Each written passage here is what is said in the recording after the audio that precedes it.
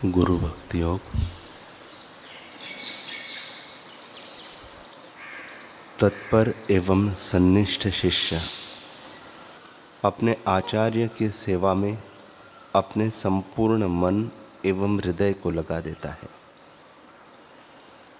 तत्पर शिष्य किसी भी परिस्थिति में अपने गुरु की सेवा करने का साधन खोज लेता है। अपने गुरु की सेवा करते हुए जो साधक सब आपत्तियों को सह लेता है, वह अपने प्राकृत स्वभाव को जीत सकता है।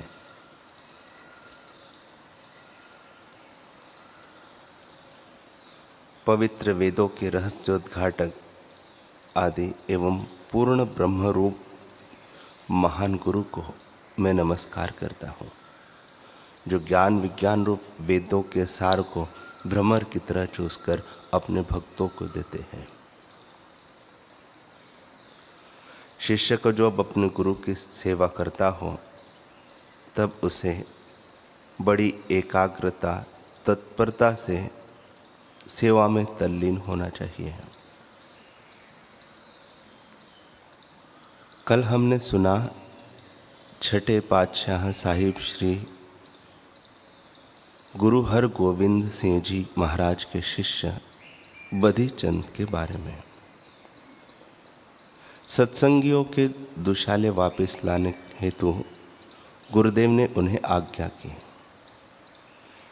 वे सारे दुशाले मिर्जा बेग के महल में रखे होने की जब उन्हें जानकारी मिली, तब साम दाम दंड भेद की नीति अपनाकर उन्होंने उन दुशालों को हासिल तो कर लिया, पर फौज के सिपाही उनके पीछे पड़ गए।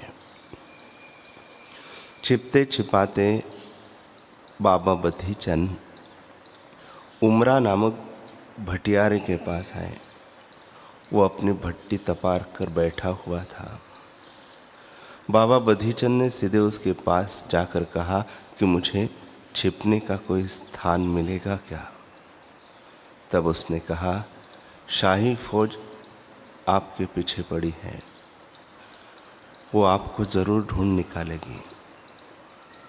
मेरे पास तो इस तपती भट्टी के सिवा और कोई जगह है ही नहीं। बाबा बधी चंद मन की दुविधा में पड़े हुए थे। बुद्धि तर्क जाल फेंक रही थी, परंतु आखिरकार उन्होंने बस गुरु आज्ञा सिर पर मान ली और भक्त बधी चंद सारे उनके मन के तर्क बाणों को विफल करते हुए गुरु नाम के सुमिरन करते हुए दहकती हुई भट्टी में कूद पड़े। सेवक ने तो सेवा व्रत की परीक्षा में अपनी पूर्णता का प्रमाण दे दिया था। अब बारी थी गुरुदेव की पूर्णता का दर्शन करने की। इधर बाबा बधी चंद जी आग में कूदे, उधर गुरु हर गोविंद सिंह महाराज जी एकाएक अपने सिंहासन से खड़े हो गए। मुख पर अतुलनीय गांभीर्य धारण किए गुरुदेव ने अपनी दोनों भुजाएं उठा दी और एक बुलंद आदेश दे दिया, तुरंत शीतल जल की गागरे भर कर ले आओ और हमारे शरीर पर डालते जाओ। पूरी संगत में हलचल मच गई।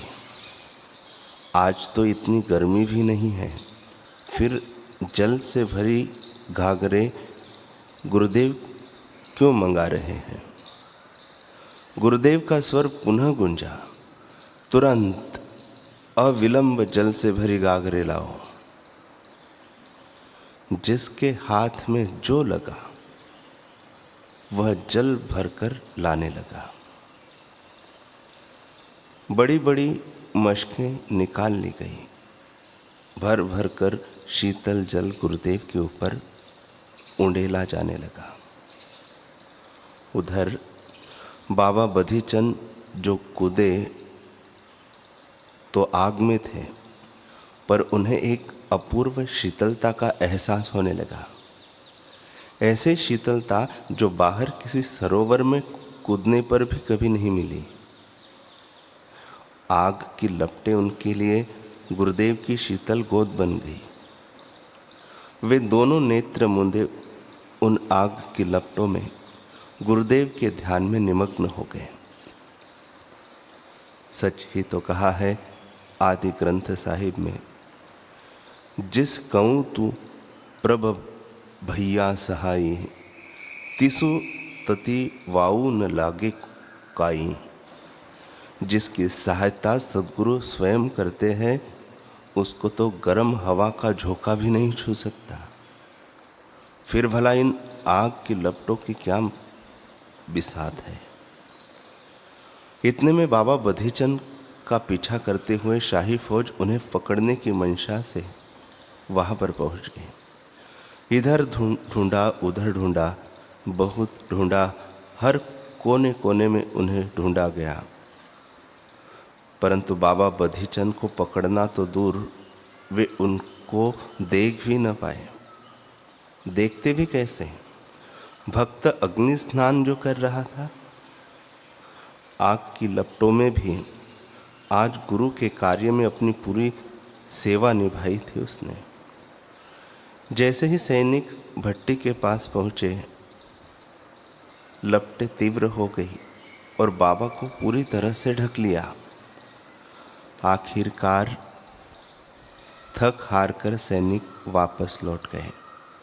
बाबा बधीचंद उस आग की भट्टी से निकलकर बाहर ऐसे खड़े हो गए मानो स्वर्ण की अग्नि में तपकर कुंदन बनकर निकले हो।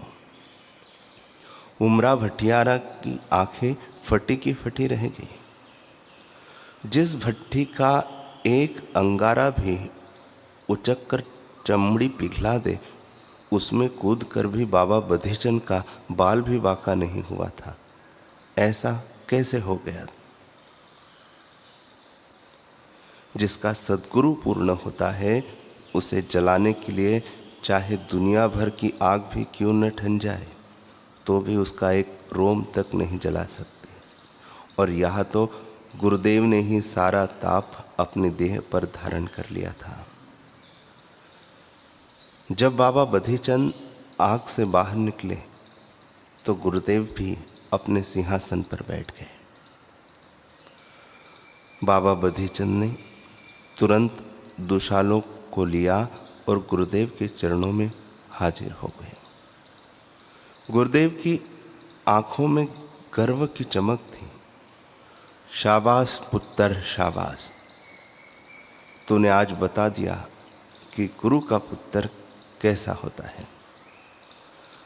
बाबा बधीचंद चरणों में गिर गए, बोले, नहीं पातशाह, आज आपने दर्शा दिया कि शाहों के शाह पूर्ण सद्गुरु कैसे होते हैं। अपनी सेवा आपने ही पूरी करवाई और बदले में दे दी मुझको वाहवाही। सच है,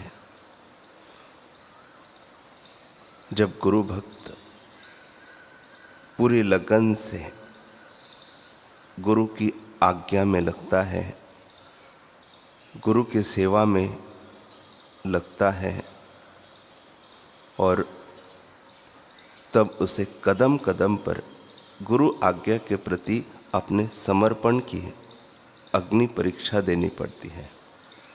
जब एक बार शिष्य अपने गुरु के प्यार के लिए संघर्षों की आग में कूद पड़ता है, उसके बाद तो आगे का हर ताप, हर संताप गुरु अपने ऊपर लेते हैं।